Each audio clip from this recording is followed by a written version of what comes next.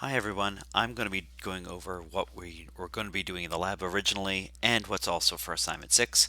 So let me re-explain hash tables again just because I know they can be confusing for a lot of people. So here is the general idea. I want some kind of table to store stuff. It is just an array. I can put things in various elements. If I had a normal array and I said, okay, this object goes in position 1, this object goes in position 7, this object goes in position 17, that would be the same thing. If I knew beforehand where to stick various items, that would be great. So if you think of a bookshelf or a library shelf, something like that, the books go in particular places. I know where I've organized things. But I want some very simple way to figure out where to stick things. That's all a hash table is. It's some way of converting an item to a number and that number to where to get stored. So I have item, let's say item number 7. It's going to go into some hash function where I pull out a number associated with item 7.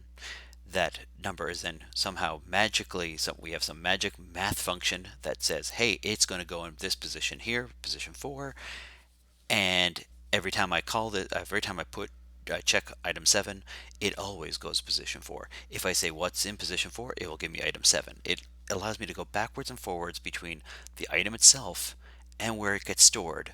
That's the point of a hash table. It's a consistent mathematical formulation or consistent mathematical mapping between the item and where it goes. So it goes from item to where it goes, and not necessarily in a predictable way, but in a consistent way and a fast way. That's the key. So ideally, no matter how many items you have, they will get approximately distributed throughout this entire table. It will never be perfect, but you get as many spaces in that table as you possibly can, no matter what the data going in is. That's what we're ideally looking for. If you have 30,000 Carleton students, or however many Carleton students there are, I may have a table of to store all the Carleton students. It has to be bigger than 30,000 just in case. But let's say it's only 50,000 and 30,000 Carleton students get stored there. And I can find a Carleton student in constant time. I don't have to search the list. I just go Carleton student. Oh, it goes in position 3. That person's in position 3. Oh, that person's in position 20,233. Whatever the case is. So the idea is the item goes in, the hash function says, converts it to a number, and then says, oh, it goes in this position over there. That's it, right? So this is what my hash function is. I pass in an object. The object somehow needs to be able to get some value for it. We'll look at that in a bit more detail. One way is to just say, here is the pointer to the value. Use the pointer itself to the object, but we could do other things like this, your student ID. So this is one potential hash function.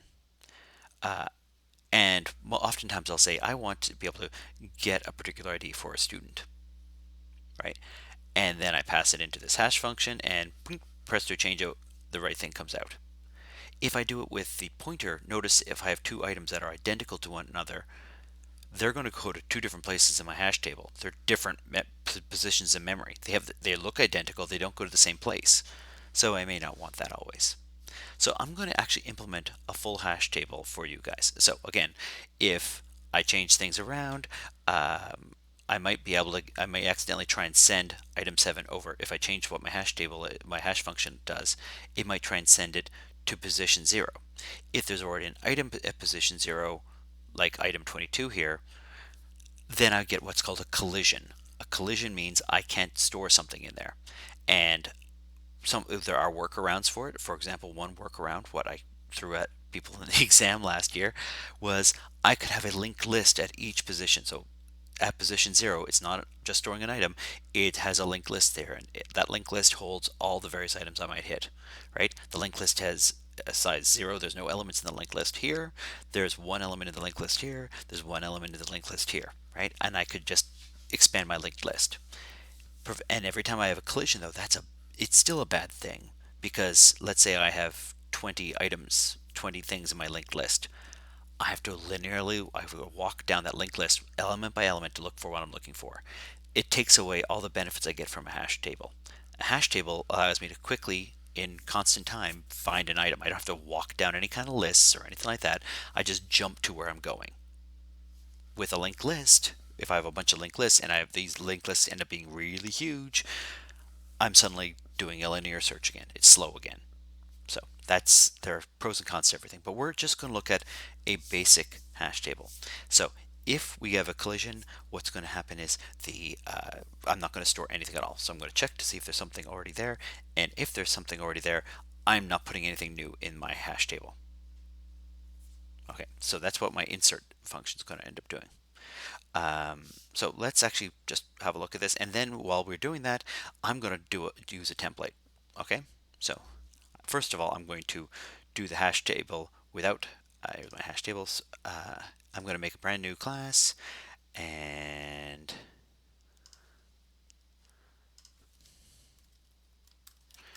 so you'll hear me, meander and slowly talk about all these things just because I need to. I'm going to make a hash table. I'm going to make it store a particular kind of object, and later on, after I'm done that and I've checked all my work, then I'm going to go back around again and make it a templated hash table. That's the plan of attack here.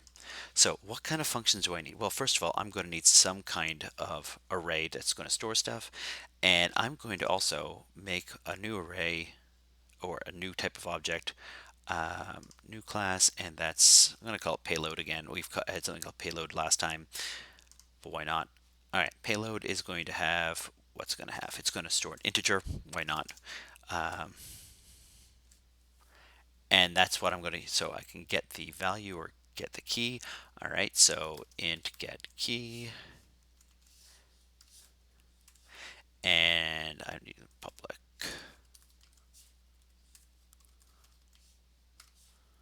All right, I'm going to have payload, and it's going to take in nothing. I'm going to have a default.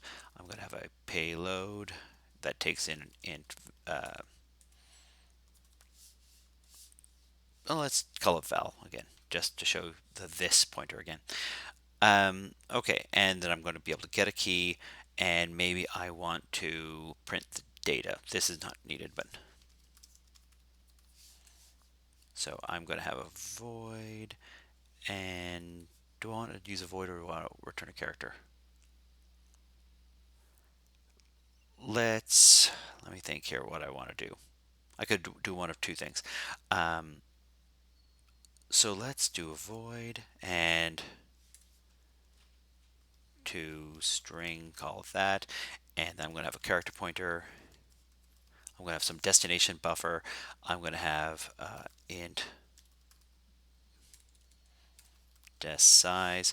All right. So this is going to do is not technically needed, but if I wanted to print off my hash table, I might use something like this. I might, it's going to take in some character array. I'm going to put whatever my value is into that character array and just return it. So as long as the size of the thing I'm outputting is not too big, I'm fine. So this is for printing and debugging. All right, here's my payload. Here's my payload constructor. Do I need a destructor is the question. I do not need a destructor. I'm going to have a value automatically when I make one of these things. I'm not calling new on anything.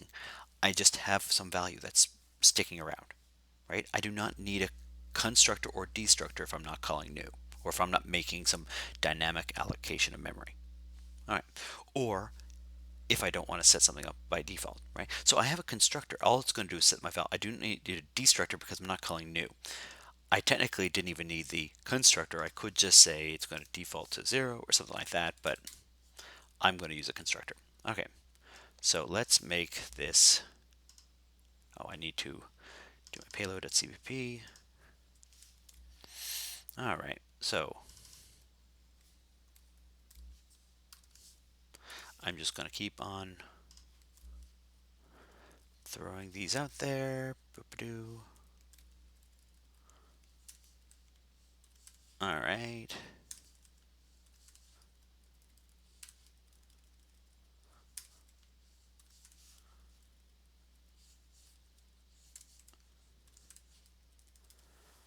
All right, so here we go. My payload is val is going to be equal to 0. I'm going to set that as my some default value. Val. So if I said val is equal to val, what's going to happen? This is where I wanted to point out where the this comes in handy. My member variable is called val. My input parameter is called val. Which one is which? I don't know. Actually, I do know. It automatically defaults to this one being, when I say val, it means this one, the one that's closest, the brand new variable I just made. Not the member variable, but the brand new variable. And so in order to separate those two, this is a member variable. This value here is here. The member variable that I'm setting is right there. Notice I don't have some val up here. That's the member variable. There's no ambiguity. This one's ambiguous. It could be this one, or it could be the member variable. I want to set it to the member variable. All right, so I'm going to sprintf. I'm going to need to figure out what sprintf is going to do, and include IO stream. It'll make it my life easier that way. Okay. sprintf, what's it going to do? So this is me outputting to a character array, a destination, and I need to put in what is it going to be. It's going to put out an integer and maybe a dash afterwards. Let's put a squiggly so it looks obvious. All right, so that's all this thing is going to do, and I'm going to, what am I going to do? Put val in there. And do I need anything else? I don't think so. And I also need to figure out how many characters I have. Int chars out is equal to this. I can do an assert. Destination size is strictly greater than chars out. Well, I want to make sure that I didn't go overrun my buffer. So sprintf outputs an entire, puts out something to an array. It's like printf, but it goes to a string. There we go. And I'm just saying, whoa, if this doesn't work as I expected, blow up in my face. Tell me what happened wrong here. I'm outputting too much stuff. If this destination size is, and maybe I should also have, if a dest is greater than, is equal to null, or dest size is less than, let's say 1, 2, 3, 4. I'm going to get rid of this other tilde here, this space after the tilde. 1, 2, potentially 3, maybe 4. Let's say 5.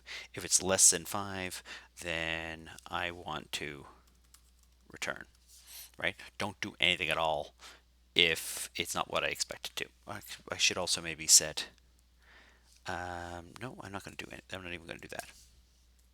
Now, I could have also done an assert there as well. Okay, so this is just me.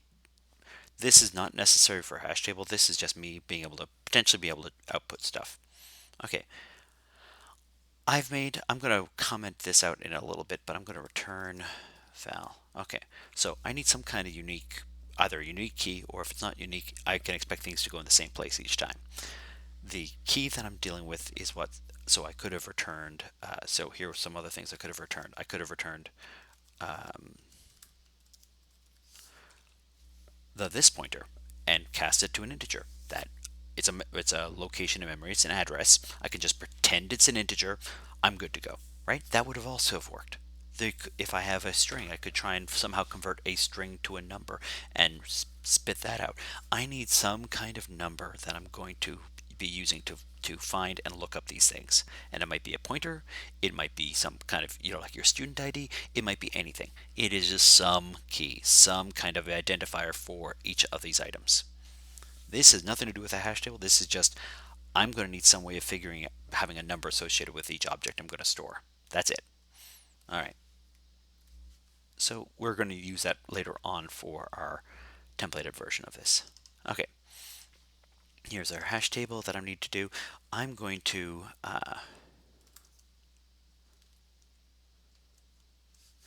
and do I want to actually have an object? So let's call it. Now, I could pass, my hash could take the object itself, or it could take a pointer to an object.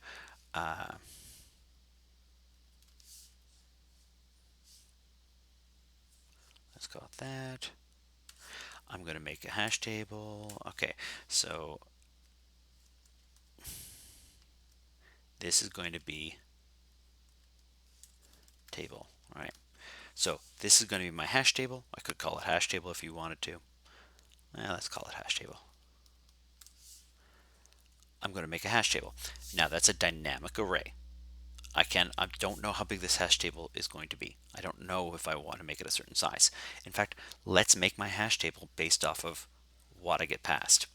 I have a particular hash function, and that's going to be something a bit more, hopefully a bit more obvious when we do it, but hash table, and I'm going to make this hash, I'm going to have a blank hash table, so I'm going to have some kind of default size, and then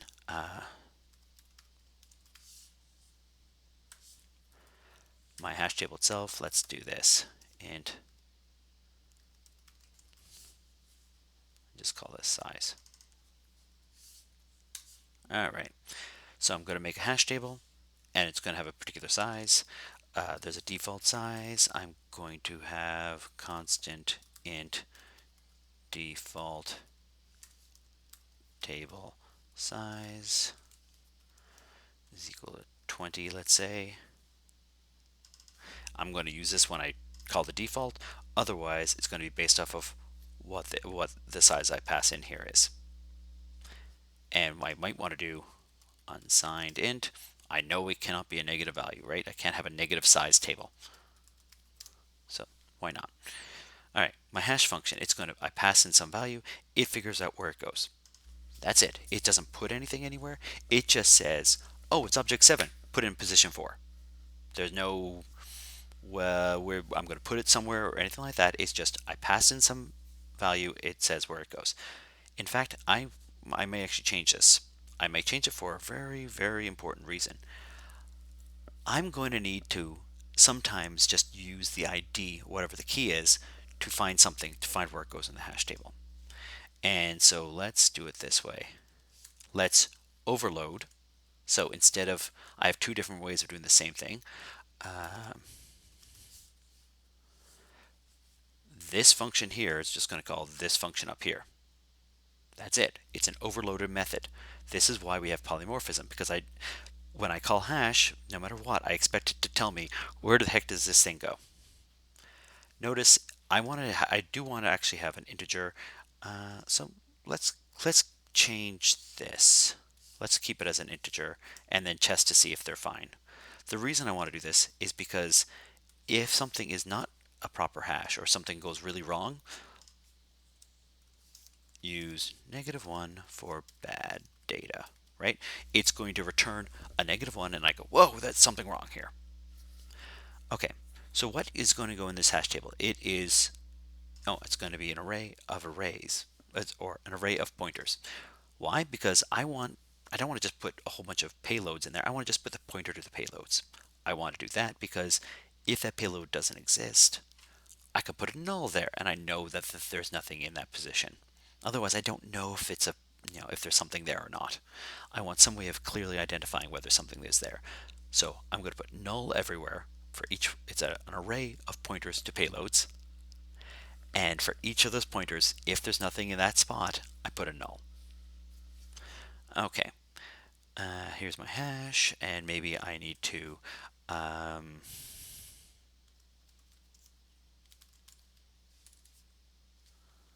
I'm going to just check what I've already implemented this, by the way, in case you're wondering. So here's my hash table. I want to see, here's my hash, here's my get. So let's have a get, I have an insert, and I have a remove, and I have a print data. I can have a remove. Let's put a remove in there too. All right. And I'm just going to go back to this. I just want to have some kind of consistency in what you guys see. All right. So here we go. I'm going to have to get rid of all these t's because that's when I go to template this thing, that's what I'm going to do. So I'm going to return my payload. I'm making a virtual because just in case if I make a child class of this, it would need to be virtual. It doesn't need to be virtual now, so I can get rid of the word virtual for right now. But if I made it virtual, it means if I made a child class of hash table, like super hash table or linked list hash table or something like that, it being virtual would be helpful. because then I could override what those things actually do. So whether I insert something or not, I'm going to payload, I'm going to add a particular element. Um, okay, and I'm going to also get rid of this, what the heck that does. All right. This is just for other stuff. Oh, semicolon.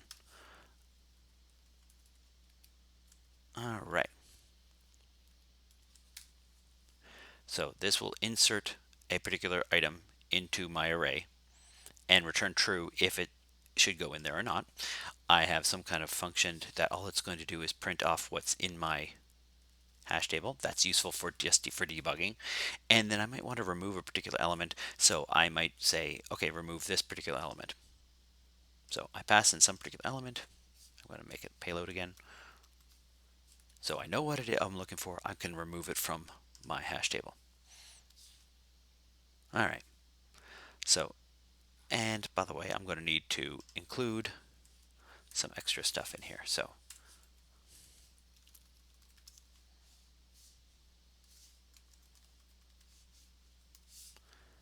all right. Now, notice all this hash stuff is, well, it's all green underline, right? Because I have not implemented those functions yet. So I have to go into my CPP file and define all of these things. So here I am. I'm going to. This is hash table. Is the name of the class. So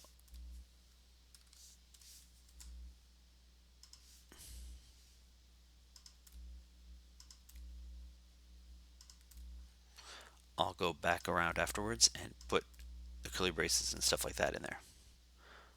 I gotta get rid of that virtual as well. Hold on a second. I'm just going to get rid of all my virtuals. I don't need them right now. I would have needed them if I'm going to override, have a child class. All right. So next, I'm going to make my hash table each time. Oh, I forgot something. I need to destroy my hash table when I'm done. It's a dynamic array. This should give me pause. If I'm calling new anywhere, I need to call delete afterwards.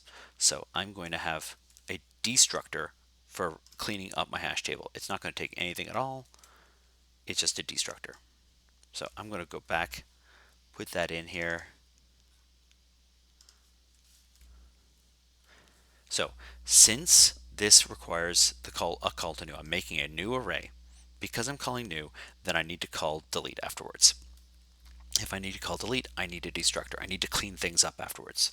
So, so let's do this. So if I forget what the name of my variables are, there you go. That's the name of my variable. I use this just as a shortcut because I forgot what the name of this thing was. Is equal to new, and this is a payload. It's an array of payload pointers, and the size of that array is going to be my default thing. So, all right. And then what else do I have? Well, actually, oh, and I want my variable as well. So, table size is equal to default. All right. That's all my hash table has. That's it. There's nothing overly special about that thing. Now, I could somehow store what my mathematical formulation is, that sort of thing, but I'm not going to do that. Here I am making a new hash table. It's going to be a particular size. It's going to be of size. I'm going to put size here. It's going to make a brand new hash table. And what else do I need? Oh, wait, I need to make sure that just in case, I is equal to 0, I is less than, and then I need to figure out table size, I plus plus. I'm going to make sure that my hash table, every element in my hash table, a position I, is equal to null. It should be that by default, but sometimes it's not. So let's be sure. I'm just going to set everything to a nice safe value of null. So just in case, And I'm going to include IOStream just because I want to get all of these.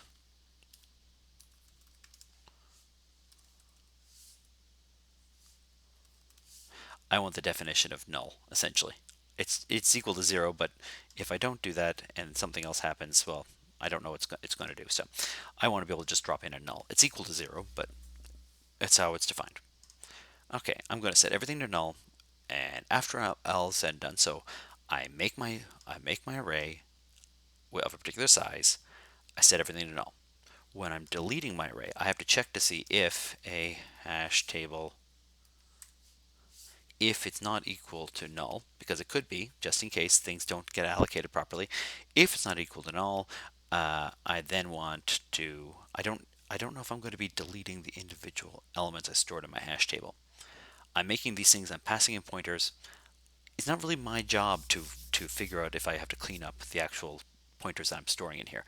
It is my job to delete this array. So I'm going to delete my array, a hash table, and just in case someone tries to delete it a second time, a hash table is equal to null, right? I set it back to null just in case. So if I call delete multiple times, whoa, it's not going to be called, this is going to be false. I'm going to avoid this step altogether. Okay, here is my hash function.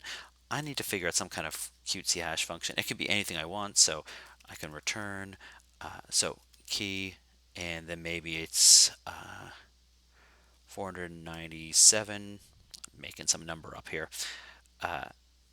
One of the nice hash values that you can to use is a very, very large prime number. It sort of randomizes things. If it just happens to be, if your number, like you're talking a pointer in memory, it's going to position it somewhere in your hash table. It's actually going to give you some value between 0 and 496. And then what I'm also going to do is I want to make sure that this is a valid position in my array. And so I'm going to look at my size, table size. I'm going to modify table size. This is going to force that value, no matter what the value starts off with. If it's in the millions, if it's in the hundreds, whatever the case is, it's going to be some value at the end of the day between 0 and the size of my table. It's always a valid position in my array. That's why we do this. So I don't even have to check anymore.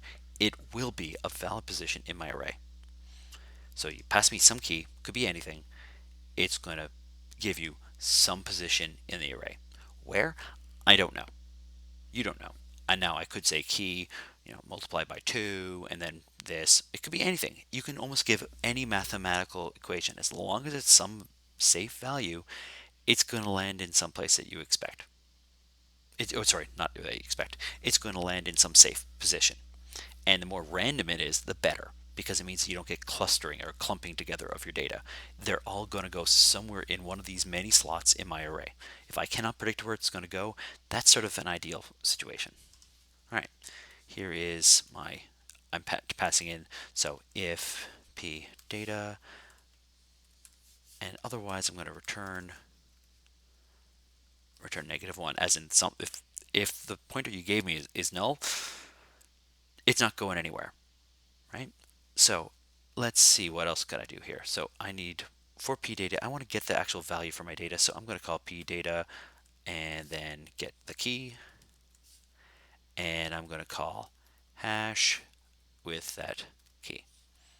So I'm going to call this function up here after I get the key for my object, and then I call this function up here. So notice they're doing the same thing, but this is a convenience method. This is an overrided. I have I have function overriding. I have polymorphism. The hash function has two different kinds of inputs that does essentially the same thing. It's convenient for me.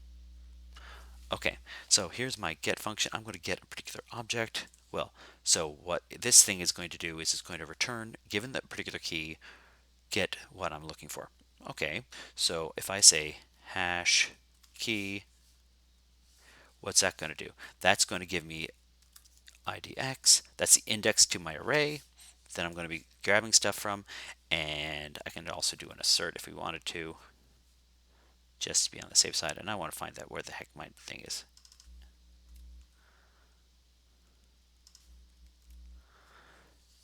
Okay, I want to make sure that there's not a null hash table. Okay, and I'm also going to include that insert thing, the include assert.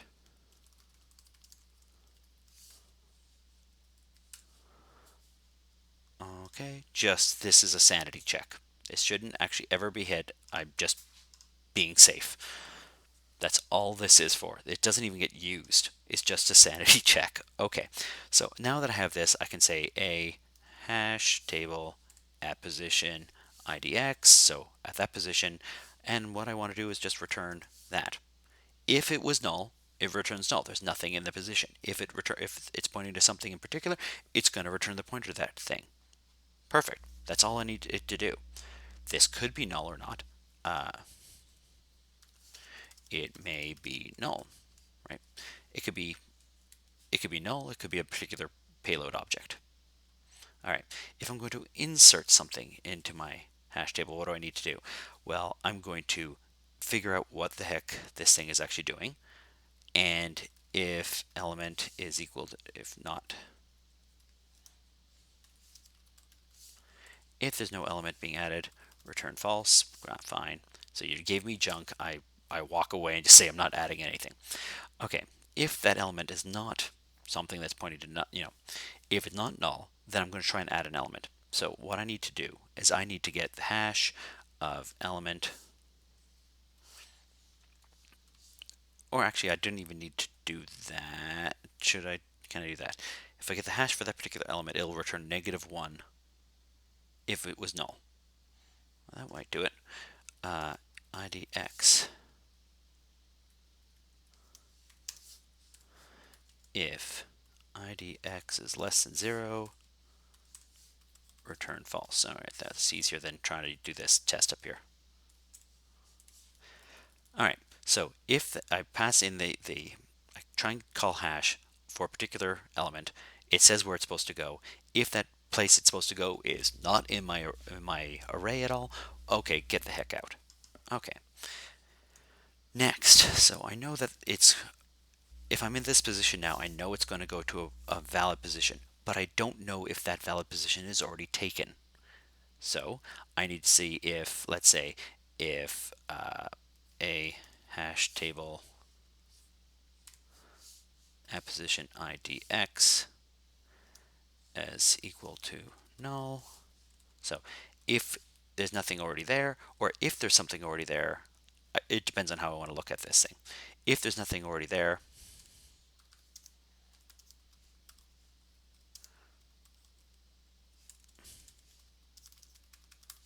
if it's empty, add the element. Otherwise, I'm going to just return false.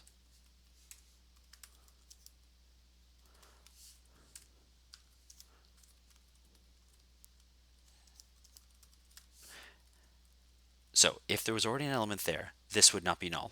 There would be something in that table. If there's something in that table, I have a collision, I get the heck out. I'm not going to do anything. I'm not allowed to insert something if there's something already there. And I return false. I didn't add anything. Otherwise, here's my function. Okay. And I want to see if I have another function in there, because this doesn't look exactly like what I did before in the past. So let me have a look at some of my previous code. But I'm going to finish this first, and then we'll look at the previous code. Okay, so at that particular value, I am going to I'm going to add, in that position, I'm going to add the element. All right, I'll finish this stuff first before we get going. All right, and what else do I have? Here is print data. What am I going to do? I'm going to for int I is equal to 0. I is less than table size.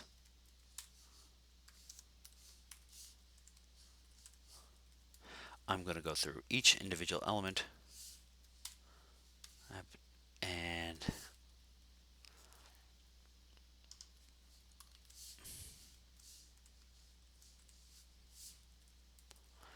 and then I'm going to say hash table at position I. I'm going to call the print method to string. Oh, I need to store that somewhere. Okay, and then I'm going to output that string.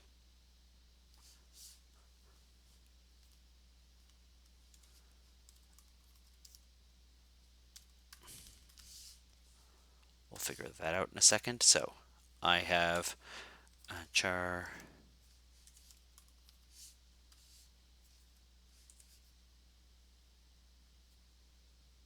I want to say something another value. Call that constant int buff size is equal to, let's say, 100. Something relatively small, but way too, well, let's do 20. It's pretty darn safe that it's not going to overrun this thing. All right, but that means I can do a constant array. I don't have to worry about dynamic arrays or anything like that. Okay, so I'm going to stuff this value in there, and then I'm going to let's do a cout statement, and this is buffer. I'm going to output the buffer each and every time. Okay, this is std colon colon, or I could use a standard namespace if I wanted to. And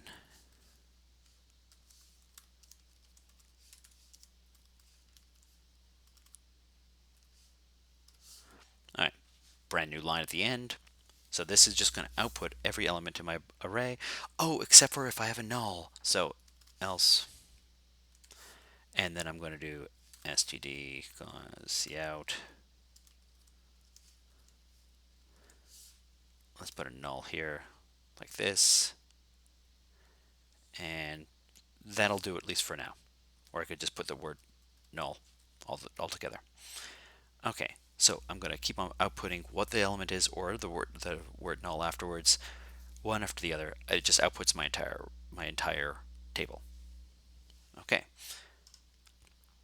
And then finally I have this remove function.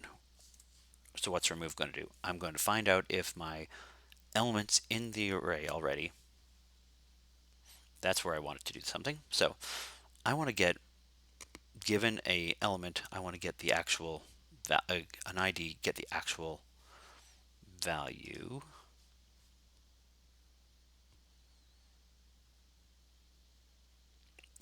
So that will get me the actual value. That would actually do it. This function here. Just before that, to help me with that insert. So if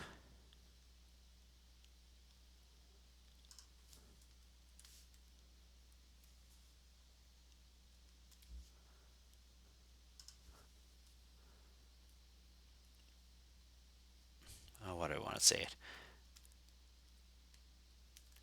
Now I'm going to get this particular value for that particular key,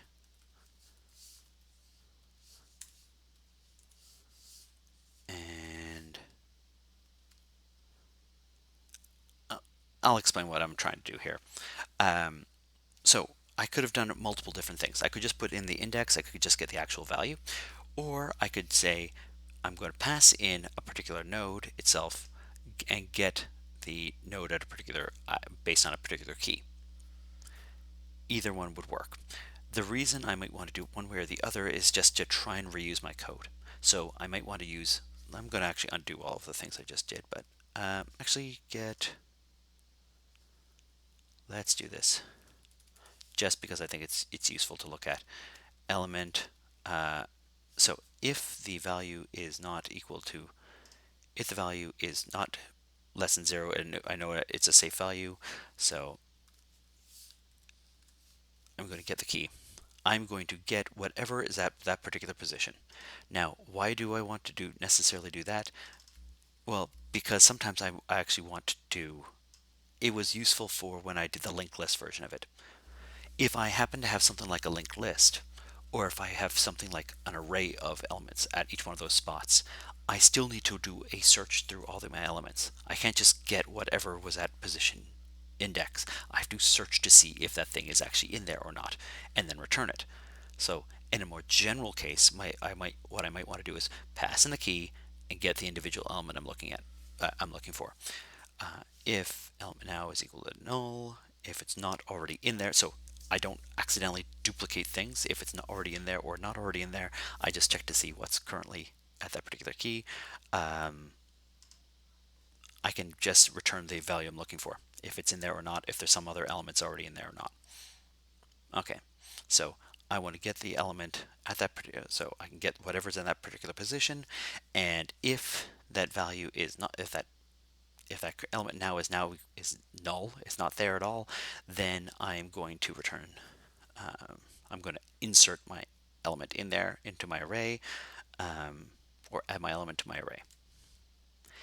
If I had a linked list, I would insert it into the linked list, and I'd have to override this function. Okay, so and return true. And now I want to see what the heck is going on with this. Oh, semicolon's missing.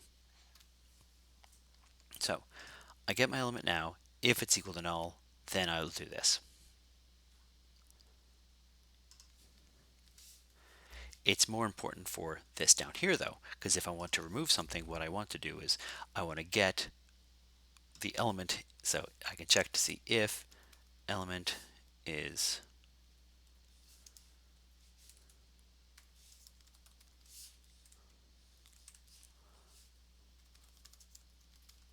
I'm not doing anything at all. Otherwise, I'm going to get the element where that is, and if element now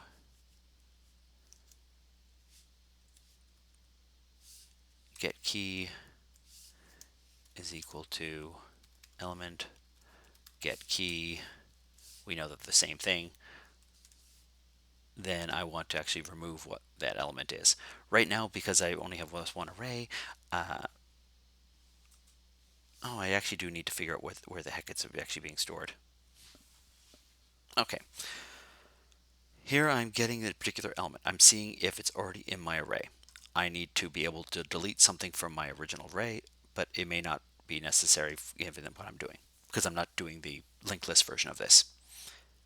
Here is I'm figuring out if that element is already in my array, but I could also just get the index that I'm looking for. And that might be the easier way of doing it, but let me just do it this way. Okay, so I'm going to get key. I'm going to int idx is equal to hash of, I'm going to get my particular key. So I'm going to get the index for that particular element, and then if the element I'm looking for is what is currently there, then I am going to a hash table at position index is equal to null. I'm going to wipe out what I had in there. Now this is not super optimized, but it'll do for now. So I'm going to see if the element I'm looking for is what's already there. I could have not used the get method, but there's a method to my madness. If it's already there, then I'm going to check to see if it's the same element, right? They have the same key. There could be something else there. If so, let's say I have two things that go in the same spot. I have a collision. I then try and delete the thing that I did not actually originally add. So I added element 1. I try to add element 2. It doesn't go in because there's a collision. I try to delete element 2. I shouldn't delete element 1. I should only delete it if it's the same as element 2. So I check to see if these things are the same thing. The thing I'm trying to delete is what that's in this spot that it should go, where it should go. If so, then I'm going to figure out where that spot is and clean off that array. Now, if I have a linked list array, I have to do something else special here, but that's what the plan of attack here is. Let's compile, let's see if it works. sprintf doesn't work because of something or other. Consider this safe version of it, of course. Ugh. Okay, and I want to figure out what that safe version of it is, so let's figure out what that might be. So character buffer, the constant size is immediately afterwards before all the formatting stuff. All right. Destination size, and that should do it for me. That's one part. I still have no way of testing this thing yet. Okay, unresolved externals. That's my stomach, by the way. I'm hungry a little bit. Okay, so I need a main method. That's what it is cursing at me for. So let's make a main method. New item. And then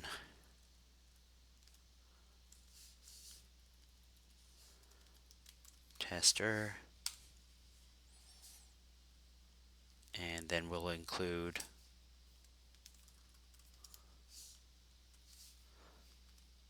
I just need hash table.h, I think. Let's also include payload just in case, but because when we template this thing, it's going to need it. There we go. Int main. All right, so I'm going to make a whole bunch of payloads.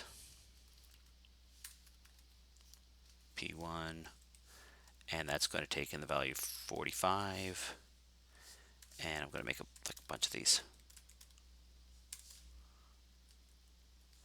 2, 3, 4, 5, and that's going to be 35, 25, 15, 5. All right.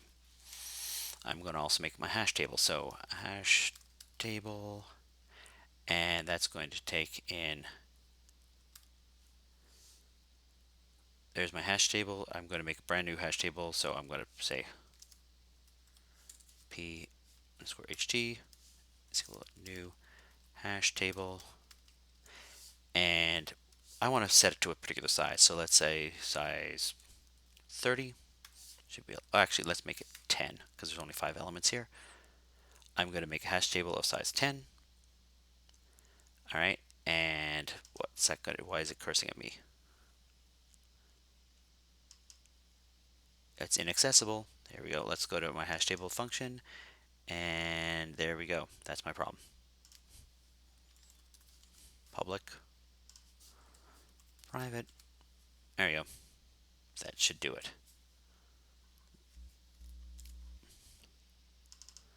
And hash table tester is going to be this. I'm going to add a bunch of elements. So pht insert, and then I'm going to say, that would be the joy of having synced files. All right, and I'm going to put p1 in here.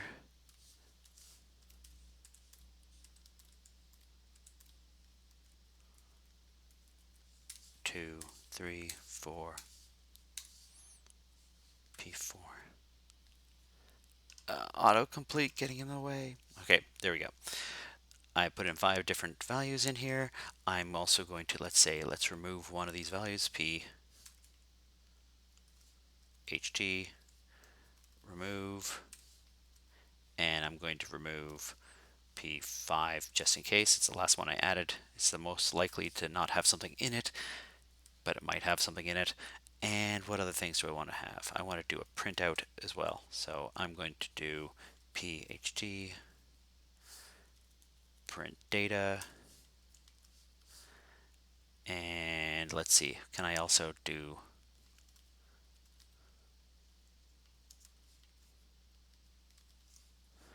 is it p, so what would I expect? I want to say I want to get that particular element at a particular key. So here's what the reason why, well, another reason we have this get method.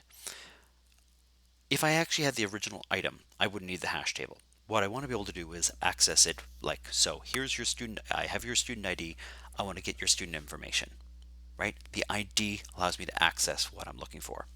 So the get method is really critical for things like if I want to figure out, get me P1. All I need to do is pass in the 45. Well, I'm not going to, I literally pass in the 45 just in case I want to do something with it. So get key, the 45, though, but that's going to be equal to 45. Okay, and it should return a pointer to that. So I can also, let's do an assert, or let's just check out what this thing is. I'm going to put a breakpoint there because this should be equal to a pointer to P1. That's what I'm expecting. If it does anything other than that, something bad happened. Well, we could put an assert, sure.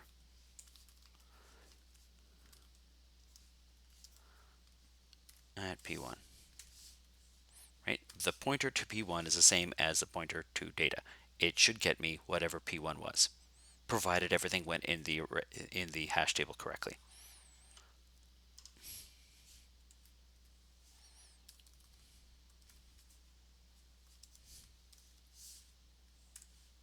All right. And and then I remove something, then let's print the data again one more time. So I removed a single element, print the data. Let's remove two elements, what the heck. Remove P2 as well, because we can. And then we should have three elements in our array, or fewer. Okay. That hopefully will do. So let's check, let's find out if this blows up in our face. Because I'm not going to template it yet. Okay, so I've inputted all the sorts of data. Let's actually have a quick look at what we have here. No, no, no, no, no, no, no. Oh boy. Notice something bad happened. Nothing actually went in. Nothing got stored properly. I'm going to have to check out my insert method just to be on the safe side, because that's not working as expected. I should get, because what I'm going to get is this is going to be an assertion failure in a second, because it's going to return null, or at least it should. Pdata is equal to null. Pdata is not equal to the pointer to this, and I will have an assertion failure. It's going to blow up in my face. Abort. All right. So let's figure out what's going on here. Here's my method. I'm going to debug this thing. So I'm going to go into my insert method and see what the heck is going on. So I'm going to walk in. So F11, in case you're wondering, I'm going to figure out, I probably have something stupid going on. I'm going to figure out my hash element is, the value is equal to 45. So the index is equal to -1. That's wrong. So let's have a look at what is going on here. If the p data is equal to null, that's weird. So let's redo it again. All right. So I'm walking in here. I'm going to my hash function. I'm going to walk into my hash function. P data is not equal to null. It shouldn't be. P data is something. So I go into my hash function here, because I'm not returning my hash function. I'm returning -1 in all cases. I should be returning what my hash function is. Return. There we go. See? Just debugging step by step. Everyone makes stupid mistakes. It's just a matter of walking through and carefully considering what your code is actually doing. All right, let's have a run through it again.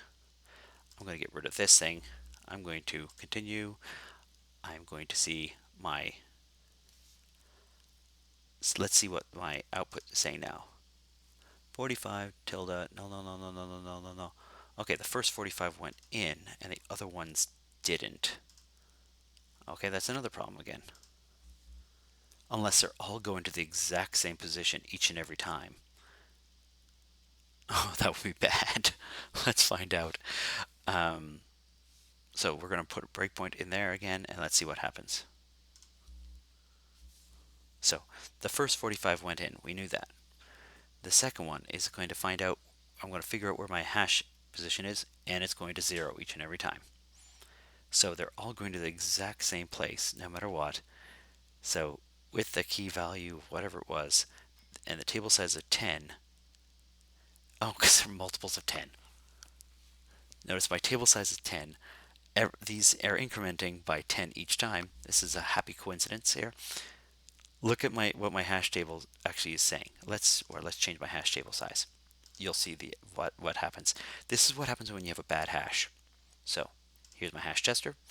These have a difference of 10, 10, 10, 10, 10 between them. My hash table size is size 10. So, and all of these values are less than whatever other multiple I used.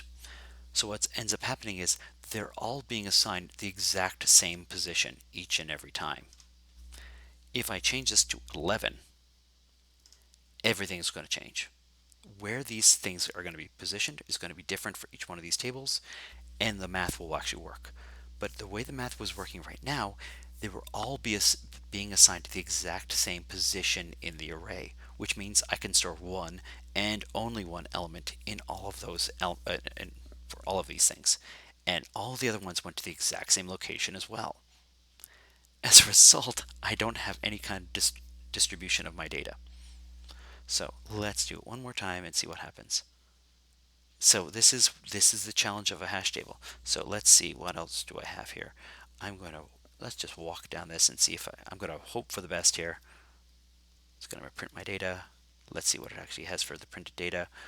The 45 is there, 35, 25, 15, 5. Hey, that's pretty good. It included everything just by changing the size of my table because all the math worked wrong and shoved everything in the exact same location other if I don't have the right numbers. Other things I could have done for my hash table. I could have, instead of multiplied by 2, I could have multiplied it by some really, a large odd number, let's say here for that key. And so instead of 10, it ends up being 2,237 or some number like that. And then all the math sort of works in a better way.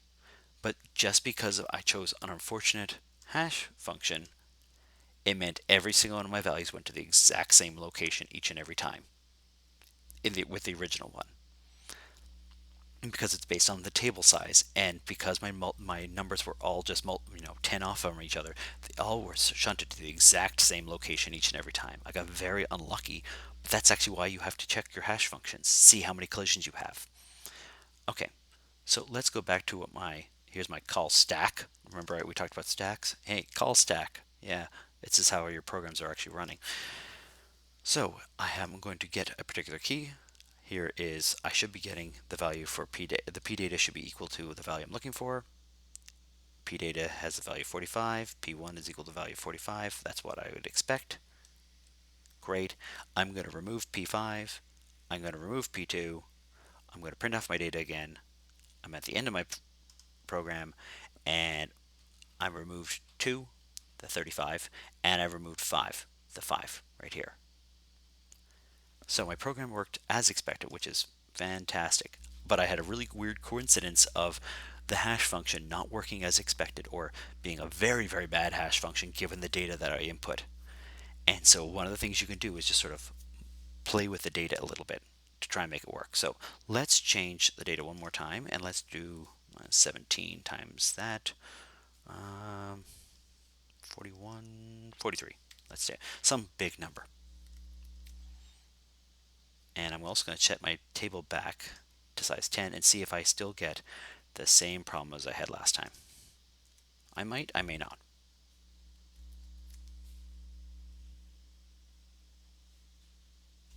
This is the issue with running my thing of automatically reflecting or backing up my code. All right, so what do I get? Let's just run this and see what we get. Continue, and what did I get? 25, 45, 5, 15.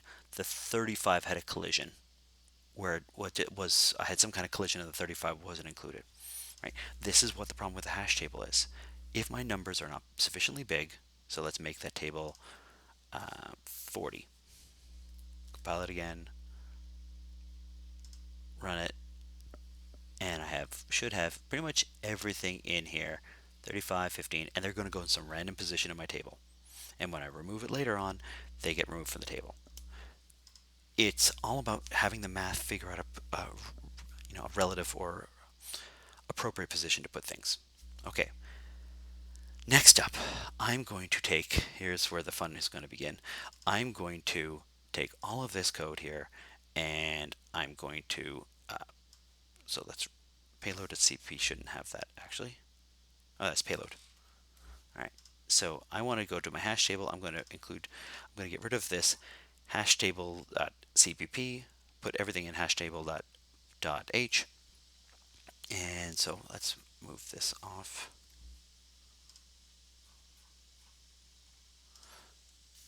Pragma 1's fine. And template class T. All right, so I'm going to make a templated class. I have to take my hash table everywhere, what I had before, and plop all of this down afterwards. So I'm going to take all of this, move it over here. It's all my public functions, so that's fine. And I'm going to plop this down. Okay. Everywhere. So all I've done is, instead of having this colon stuff at the front, I can get rid of all of those things.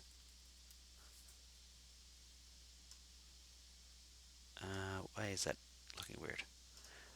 All right.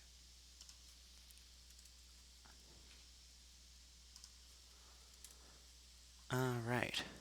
I'm going to get rid of this, this, this, this. This takes some time. I probably should pause it, but you can take a break, grab a sandwich while I'm doing it. No, don't go grab a sandwich, but all I'm doing is changing some of the code. All right, so everywhere I had before, I just essentially put all of my function declarations right in the header file. And now my other little part of all of this, instead of this, it's going to be a pointer to objects of type T. And everywhere I have this, I'm going to put AT, right? It's going to be objects of type T.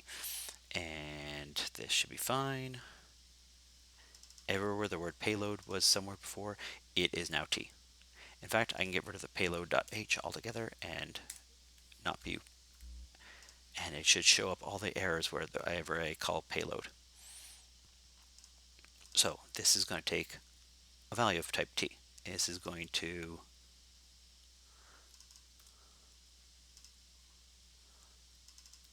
element.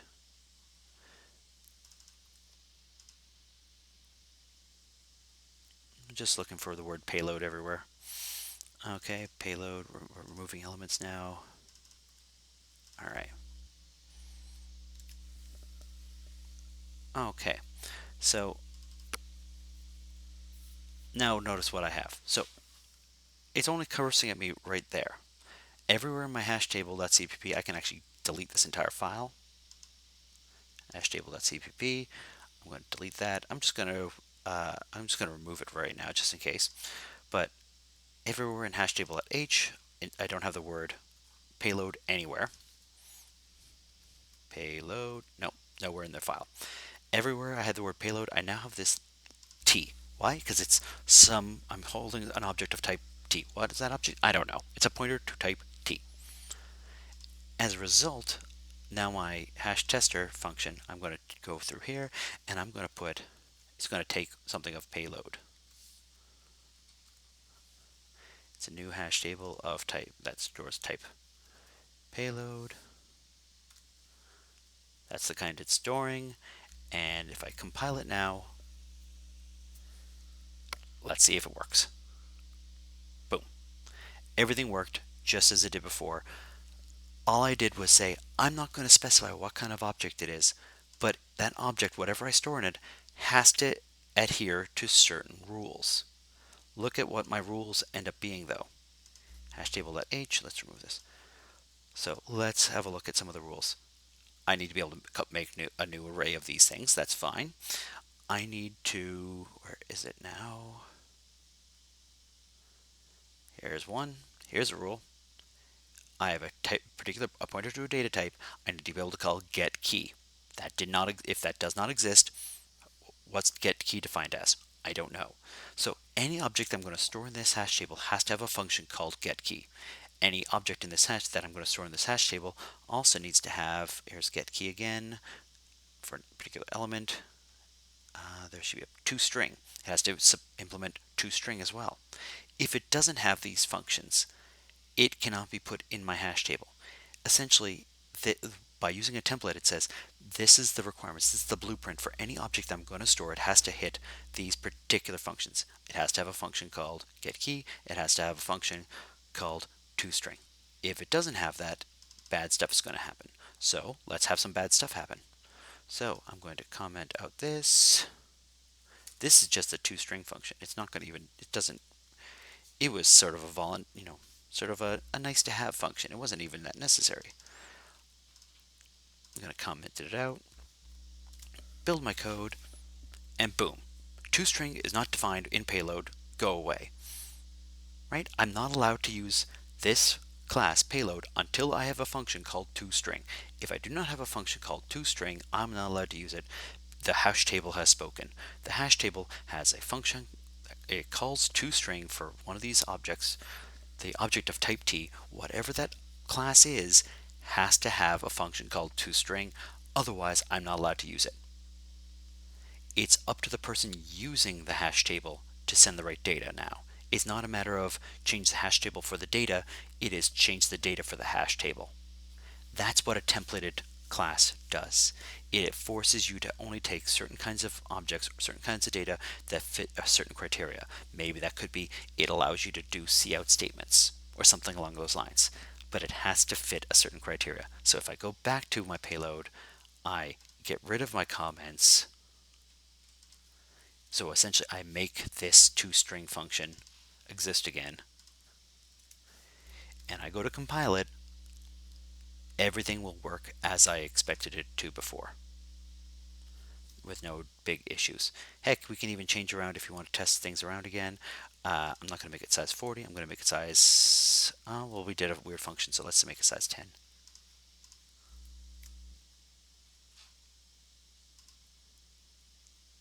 And again, it's storing things just like it did before. Payload, it's taking an object of type payload, and that object of type payload has to fit certain requirements. The requirements based off of what hash table calls. That's how templated objects work. That's how this all works. And that's why when you're doing a sorting algorithm, it will only take certain kinds of objects. It'll only take objects that you can compare to things. Because if it takes anything other than those, how do you know which element comes before the other element? So it has to support that operator, the less than operator. That's what templating does. Okay, so what have we done? We've made a hash table, a very simplistic hash table that if you have a collision, it ignores what you put in there. You could always extend it so that it has an array of elements. You can play around with that on your own. It might store an array of elements for each of those spots, or it could be a linked list inside of each of those spots. That was an exam question. It could also be, it is your hash table. You can change what your hash function actually does to make it work with the data better, or maybe hopefully it can take pretty much any kind of data and it'll approximately distribute it randomly throughout your table, right? That's the idea. Hash table, there's no one hash function. It's whatever works for your data, or whatever hopefully distributes the data in the best possible way. From that, we converted our hash table over to a templated class so that it could take any kind of data as long as it has the functions toString. Where is it now? As long as it takes the function toString and getKey, I can make 15 other different classes with, as long as they have these two functions in their toString and getKey, I can put it in my hash table. That's the point of this whole thing, this whole approach. So you can try taking this data and modifying it so that you add other objects other than payload objects. Maybe it's a string, maybe it's a student object or something like that. As long as it has toString and getKey, you can put it on that hash table. And then we played around with the hash function and the hash table and templating, and hopefully this all starts gelling together. The big thing is, though, you need to practice, and since I'm not providing the code directly to you guys, you can modify this for your actual assignment, and hopefully it'll be useful that way. All right, with that being said, I'm going to take my leave of you guys. Thank you very much. We're going to open up the floor to questions soon, so I can do a review lecture in about a week's time, or maybe 2 or 3 weeks time, closer to the exam, to make sure that you're feeling more comfortable. All right, thanks a lot, everyone. Have a great day. Bye.